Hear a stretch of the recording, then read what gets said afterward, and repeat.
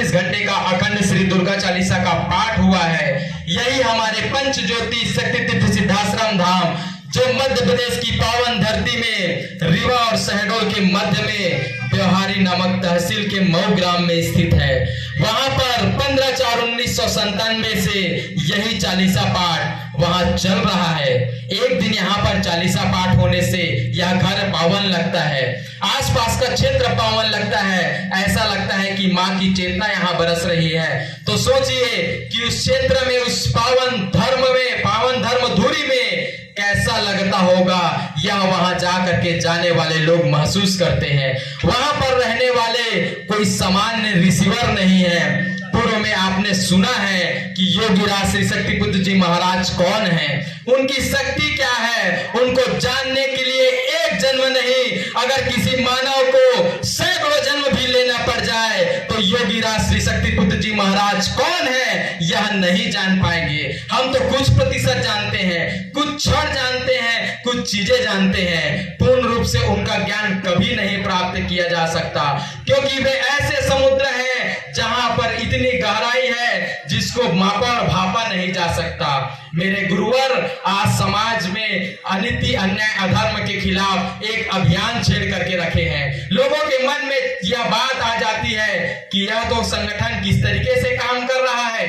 समाज सेवी अनेकों आपके गांव में आते होंगे, अनेकों संगठन पार्टियों के प्रदेश अध्यक्ष, प्रदेश जिला अध्यक्ष, ब्लॉक अध्यक्ष आते होंगे, लेकिन मैं दावे के साथ कह सकता हूं कि वह जो आते होंगे वह समाज को भटकाने, लूटने, ठगने और छलने आते होंगे।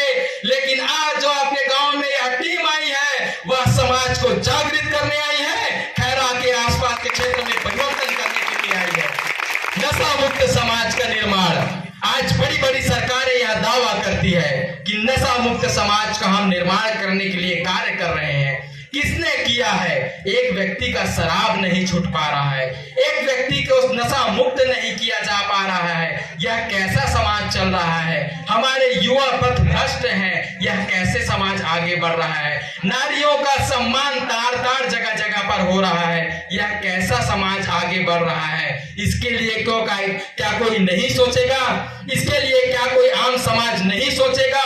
इसके लिए जिनको आपने अपने उच्च पदों पर बैठाया है, क्या उनकी यह जिम्मेदारी नहीं होती है? लेकिन इस बात को आंकलन कीजिए कि आज वह भटक चुके हैं, आज वो अपने दिशा को विहीन कर चुके हैं। इसलिए इस समाज में इतनी बुराइयां हैं और भगवती मानव कल्याण संगठन इन्हीं बुराइयों को, भारतीय शक्ति चेतना पार्टी इन्हीं बुराइयों के लिए लड़ने के लिए संकल्पबद्ध है।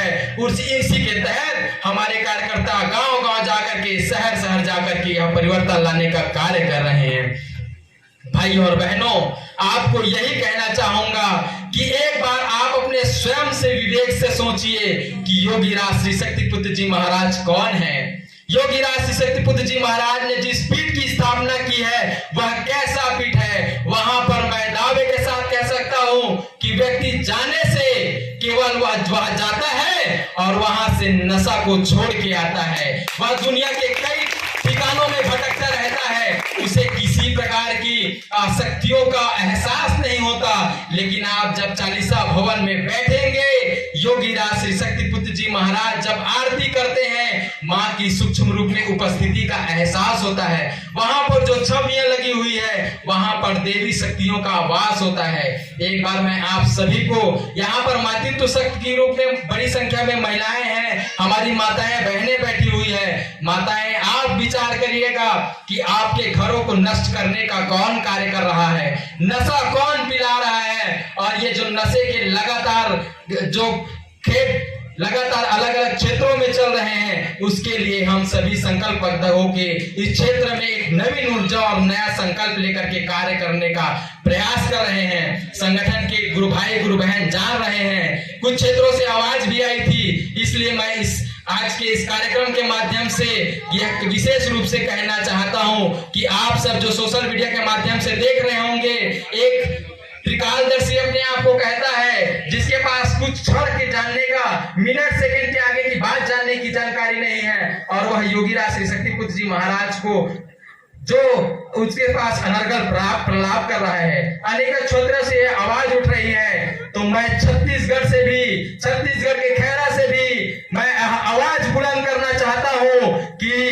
पंडोखर धाम में बैठे हुए गुरु शरण शर्मा वीडियो के माध्यम से आप तक आवाज जाएगी। आप सचेत हो जाना, वरना छत्तीसगढ़ की इस धरती से ऐसा आवाज उठेगा कि दतिया में पंडोखर धाम में तुम्हारा सिंहासन हिल जाएगा।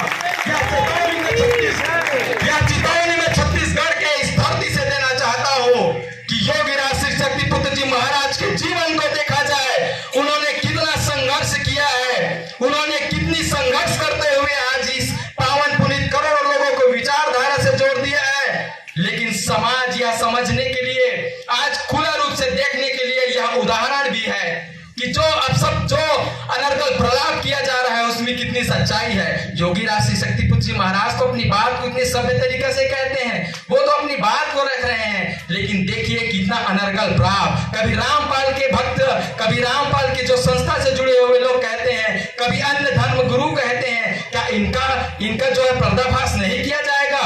एक व्यक्ति जब लूट करके आता है, आपके घर आ जाता है और आपको सोना आपका डबल करने के नाम पे, उसे चमकाने के नाम से लूट करके चले जाता है, आप तुरंत थाना पहुंच जाते हैं कि भैया इसने हमसे लूट कर ली है, इसने हमें ठग दिया। तो जो आपको आध्यात्मिक और आपके जीवन को गलत दिशा में ले जाने वाला ऐसा कोई व्यक्ति है, उसके खिलाफ भी मुखर होकर के आवाज उठाने का यह समय है। यह समय योगीराज श्री शक्तिपुत्र जी महाराज का है। यह समय माँ की चेतना को प्रसारित और प्रचारित करने का है। इतना ही कहकर मैं आप सबसे भगवती मानव कल्याण संगठन और भारतीय शक्ति चेतना पार्टी के प्रति आपका भावना जागृत हो। हम जो लक्ष्य को कार्य कर रहे हैं, इस लक्ष्य को अपना बना लें। निश्चित रूप से मैं आपको विश्वास दिलाता हूं, आपके जीवन में वह परिवर्तन आएगा जो आपने कभी सपने में भी नहीं सोचा होगा। वह साकार योगीराज श्री शक्तिपुत्र जी महाराज के आशीर्वाद से होगा। इतना ही कहकर मैं अपनी वाणी को विराम देता हूँ।